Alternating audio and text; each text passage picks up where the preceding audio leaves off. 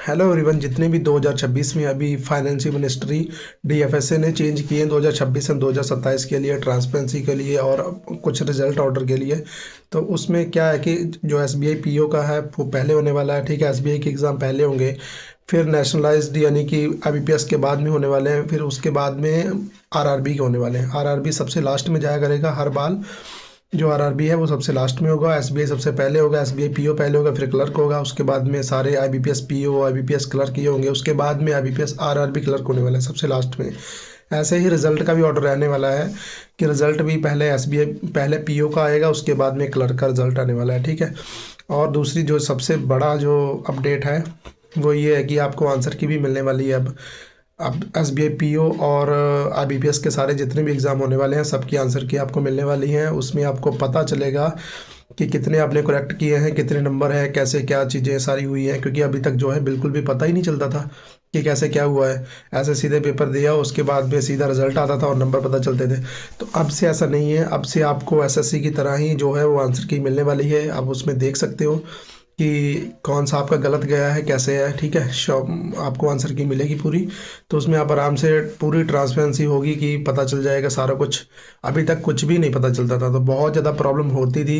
तो अब ये प्रॉब्लम, बहुत बड़ी प्रॉब्लम जो है सॉल्व हो गई है। तो ये सारा कुछ किया क्यों गया है? ये इसलिए किया गया कि बहुत सारे जो होते थे आरआरबी का सबसे पहले एग्ज़ाम देते थे, देन आरआरबी उनका निकल जाता था, फिर बैंकों में उनका सिलेक्शन हो जाता था, उसके बाद में एसबीआई पीओ या आईबीपीएस पीओ कुछ भी ऐसे वो अप्रैल में निकल जाता था। तो पहले इधर ज्वाइनिंग होती थी, देन इधर लोग बच्चे छोड़ के उधर चले जाते थे। तो बहुत ज़्यादा जो प्रॉब्लम हो रही थी बैंकों को, इसी प्रॉब्लम को सॉल्व करने के लिए जो डीएफएस ने फैसला किया है, तो ये बहुत ही बढ़िया है। और सबसे बड़ी जो बात है, ये आंसर की वाली कर दी है, तो इससे बहुत ज़्यादा 2026-27 में जो सिंपल होने वाले हैं, मतलब कि हमें पता चल जाएगा बिल्कुल कि हमारी कैसी प्रिपरेशन है, हम क्या करके आ रहे हैं। अभी तक बच्चे तो सीधा करके आते थे, बाद में पता ही नहीं चलता था कि कितने गलत गए हैं, क्या कोई पता ही नहीं चलता, कोई कितने करके आ रहा है, कोई कितने करके आ रहा है, कुछ पता ही नहीं चल पा रहा था। लेकिन अब बिल्कुल ऐसा नहीं होने वाला, इसलिए बहुत ही अच्छे से प्रिपरेशन करना स्टार्ट कर दो 2026 के लिए, क्योंकि 2026 में सारा कुछ बिल्कुल शीशे की तरह साफ है, साफ साफ दिखेगा आपको। तो बहुत ही बढ़िया करके प्रिपरेशन होने वाली है। इस करके आप जिस भी, अगर जो न्यू एस्पिरेंट है वो तो ठीक है, वो तो अपना अच्छे से, बहुत अच्छे से प्रिपरेशन करें, लेकिन जो रिपीटर हैं वो भी अभी 2025 वाली कमियां देखें कि क्या कमी हमारे में रह गई थी। जो 2025 में नई चीज़ें हुई, जो चीज़ें उन्हें नहीं आती है, वह 2026 में सबसे पहले उनके ऊपर काम करें।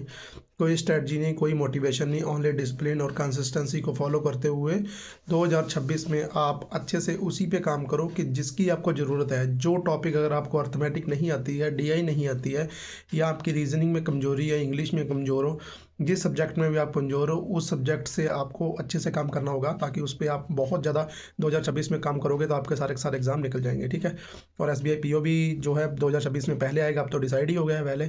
और वैसे भी एसबीआई पीओ ने, एसबीआई वालों ने बताया ही था कि 5 महीने में वो अपनी निकलवाने वाले हैं, रिक्वायरमेंट निकलेंगी उनकी। तो अब वैसे भी फैसला हो गया कि पहले वही आएगा। तो सबसे पहले है कि अच्छे से प्रिपरेशन करना पड़ेगा, हार्ड लेवल की प्रिपरेशन पहले हो जाएगी, देन उसके बाद में क्लर्क के एग्जाम भी होंगे तो बहुत अच्छे से प्रिपरेशन हो जाएगी और पेपर भी निकलेंगे। लेकिन यह है कि कंपटीशन भी बढ़ेगा, क्योंकि एसबीआई पीओ पहले हो जाएगा, लेकिन थोड़ा कम भी हो जाएगा, क्योंकि एसबीआई पीओ जिसे ज्वाइन करना है उसका पहले ज्वाइन हो जाएगा, पहले रिजल्ट आ जाएगा। ठीक है, उसके बाद में और चीज़ें होंगी, तो बहुत फ़ायदेमंद ये चीज़ें होने वाली हैं। ठीक है, ऐसे लोगों के बच्चों की बहुत ज़्यादा वेटिंग लिस्टें निकलती हैं, वेटिंग लिस्ट में नाम पड़ा रहता है बहुत बहुत देर, तो वह भी चीज़ें कम होंगी इससे। तो इतने ज़्यादा फ़ायदे हैं अब कि बहुत ज़्यादा फ़ायदे हैं, और बिल्कुल जो चीज़ें चाहिए थी, जिनकी बहुत ज़्यादा रिक्वायरमेंट होती थी पहले स्टूडेंटों को, कि पता ही नहीं चलता था स्टूडेंट को कि क्या मैं करके आ रहा हूँ, कैसे हो रहा है, कैसे रिजल्ट आ रहा है। LICW का जैसे सीधा PDF आ गया है, कुछ पता ही नहीं है कि कितने किए हैं कितने नहीं है। तो अब से ऐसा नहीं होने वाला है, कोई भी एग्ज़ाम की सबकी जो है वो आंसर की आने वाली है, तो साफ साफ हमें पता चल जाएगा। लॉगिन बेस रहेगी वो, और बहुत ही मज़े के साथ हमें पता चलेगा चीज़ों का कि कैसे कैसे क्या क्या करना है। तो इसलिए अब प्रिपरेशन में कोई कमी नहीं आनी चाहिए। 2026 बहुत पास में है और बहुत जल्दी एग्ज़ाम भी आने लग जाएंगे, तो इसलिए जल्दी से लग जाओ, बिल्कुल कैसे भी प्रिपरेशन करो बढ़िया करके। ठीक है, तो 2026 के लिए और भी चीज़ें, अगर आपको गाइडेंस चाहिए, चीज़ें चाहिए, तो यूट्यूब चैनल को सब्सक्राइब कर लो, ताकि मैं इस पर एपिसोड 1 से चालू करने वाला हूँ 2-3 दिन में एपिसोड 1। तो डेली ये चीज़ें जो है वो उस पर अपडेट होती रहेंगी, और आपको चीज़ें फॉलो करते रहना है आराम से। सिर्फ एक पॉइंट आपको देखना होता है कि हाँ ठीक है क्या बता रहे हैं, बाकी फॉलो सारा आपको अपना करना है, अपने हिसाब से चीज़ें करनी है।